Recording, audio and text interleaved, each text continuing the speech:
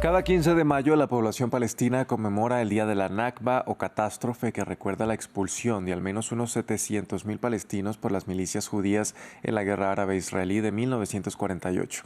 Este año es el aniversario número 77 y cerca de 6 millones viven aún en el desplazamiento en campamentos repartidos entre Gaza, Cisjordania, Líbano, Jordania y Siria, con la actual guerra en curso y a punto de entrar en uno de sus puntos más brutales. Por eso vamos a hablar de lo que representa esta fecha y las nuevas amenazas que prometen seguir atentando contra la supervivencia de este pueblo, y por ello conectamos también con Margarita Cadavid. Ella es internacionalista, experta en política internacional, relaciones internacionales y ciencia política, y además analista en temas de defensa y Medio Oriente. Margarita, bienvenida a France 24. Buenos días, un saludo para a ustedes y toda la audiencia. Gracias por la invitación. Margarita, ¿cuál es hoy la situación de los territorios palestinos? ¿Qué tanto ha disminuido desde el plan de la partición y la Primera Guerra? No, pues básicamente después de 77 años podríamos decir que estamos en una situación aún peor que la que creó el plan de partición entre los territorios de Gaza, Cisjordania y un tercer territorio que quedaba en la parte norte de lo que es hoy Israel. Básicamente estamos hablando de que, como ustedes lo mencionaban, tenemos más de 6 millones de palestinos refugiados y son palestinos que iniciaron un viaje sin retorno, es decir, la condición de refugiado es una condición temporal y sin embargo el regreso de estos refugiados siempre ha sido uno de los temas más difíciles para la negociación en el momento de la creación de un Estado palestino.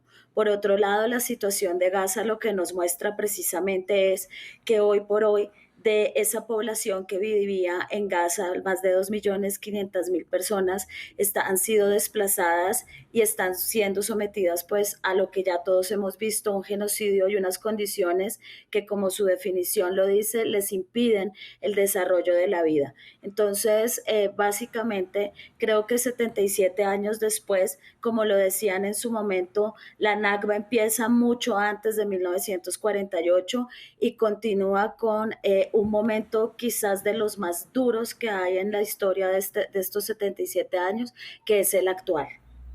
Y a propósito de esto, es imposible no recordar el video de inteligencia artificial que fue publicado por Donald Trump planteando una Gaza sin palestinos y convertida prácticamente en un balneario.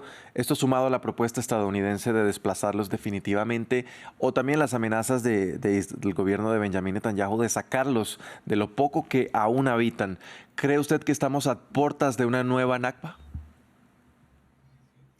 Yo creo que sí, yo creo que, como lo decía anteriormente, nunca terminó. La catástrofe ha sido de una continuidad y unos momentos y escaladas bastante difíciles para la población. Creo que este es uno de ellos. Creo que el plan que había establecido desde septiembre del año pasado Israel lo está llevando a cabo, que era precisamente el desplazamiento de la población del norte de Gaza hacia el sur, y aquellos que se quedaran iban a ser sometidos a unas condiciones que les iban a impedir sobrevivir. Entonces, básicamente estamos frente a una colonización del territorio y un desplazamiento, un nuevo desplazamiento para la población gazatí. Y no nos podemos olvidar también de la situación de Cisjordania, donde se presentan bastantes conflictos y bastantes incidentes entre los colonos y la población palestina a la que se le dio el territorio. Hay que recordar que la resolución 181 de 1947 estableció dos territorios, uno para la población palestina y uno para la población israelí, judía, y finalmente los territorios palestinos fueron ocupados a partir de la guerra del 67, generando unas condiciones y una situación prácticamente invivible para la población palestina. Allí en Cisjordania, Margarita, miles de personas salieron a marchar, pero también hubo movilizaciones en universidades de Israel. Y de hecho, el ministro de Educación amenazó con recortar la financiación a las universidades que permitan este tipo de protestas. ¿Qué indica esta amenaza y qué tanto indigna en Israel la situación histórica de los palestinos? Yo creo Que es bastante, no es una posición generalizada, solamente ONGs israelíes que llevan mucho tiempo trabajando y denunciando la situación de los palestinos, pero yo creo que si algo podría generar el cambio en las dinámicas de entre las dos poblaciones y en la situación de Gaza hoy, sería una posición mucho más generalizada y más fuerte por parte de la población israelí frente a lo que está sucediendo. En los últimos días, digamos que ha habido más protestas porque, claro, hay una oposición que no tiene que ver con una solidaridad con lo que está pasando en Gaza, sino más bien con una oposición al gobierno de Benjamín Netanyahu y a un agotamiento también de la población y sobre todo en algunos casos no tan generalizado, vuelvo y repito, con las reservistas que están siendo enviados a Gaza. Mencionaba usted hace un momento una resolución de la ONU. Una de estas, la 194, plantea que los palestinos tienen el derecho de regresar a sus hogares o a recibir compensación. Pero ni esta ni otras muchas resoluciones han tenido efecto a lo largo de estos años. ¿Por qué la comunidad internacional se mantiene inoperante? Básicamente yo creo que esta es la historia de lo que pasa con las resoluciones y en algunos casos el derecho internacional.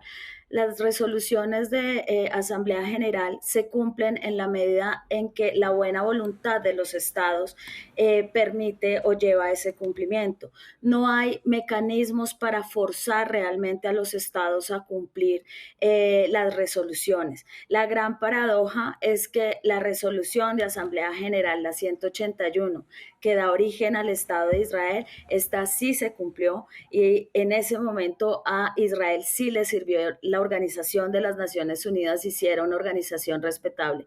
Después de ahí para allá, cada que las resoluciones lo obligan o lo obligan, no, le piden hacer algo frente a la población palestina, en esos momentos Naciones Unidas deja de ser operante y se convierte en el enemigo fundamental del Estado de Israel. Entonces creo que en general el cumplimiento depende de la buena voluntad de los estados y del posicionamiento que esos estados tienen en el sistema internacional. Digo esto ¿por qué? Porque hay estados a los que a través de presión política y económica se les puede hacer cumplir. Pero cuando se trata de Israel, sabemos que hay estados muy poderosos que se oponen a cualquier sanción o a cualquier castigo, entre comillas, contra el Estado de Israel. Entre ellos, pues como todos sabemos, Estados Unidos. Margarita, ¿qué podemos decir, por ejemplo, del movimiento sionista? ¿Está fortalecido con la guerra? ¿De qué tanto apoyo goza actualmente? Yo creo que devolviéndome un poco en la historia, hay que recordar que el movimiento sionista fue un movimiento creado en el siglo XIX, a finales del siglo XIX, por Theodor Herzl. Este movimiento en su propuesta decía un pueblo sin tierra para una tierra sin pueblo, lo que ya generaba una complicación y lo que ya era prácticamente, digamos, una injusticia, en tanto no existía una Palestina despoblada en ese momento. Hay que recordar que era parte del Imperio Otomano, era una provincia del Imperio Otomano, que después de la Primera Guerra pasa a ser pasa a ser un protectorado británico, pasa bajo el mandato británico. ¿Qué ha pasado con el movimiento sionista después de aquí? El movimiento sionista, cuando se hace la propuesta después de la Shoah, después del Holocausto en 1945, cuando era urgente entregar un territorio para esa población judía que había sufrido a manos de Hitler, entonces se propusieron varios territorios y en ese momento el movimiento sionista es uno de los que dice no puede ser cualquier territorio, tiene que ser nuestra patria histórica, la tierra que nos prometió Dios y eso era Palestina. En esos momentos, en momentos muy específicos, el movimiento sionista ha tenido un papel importantísimo y hoy, por supuesto, se encuentra reforzado. Hay una gran discusión de si todos los judíos son o no sionistas. Hay quienes dicen que absolutamente todos son sionistas y yo me atrevo a decir que no, porque básicamente para un judío ortodoxo el Estado de Israel no puede existir hasta que no se dé el regreso del Mesías, que es el que les va a entregar su tierra prometida y va a restablecer la paz y les entregará su Estado.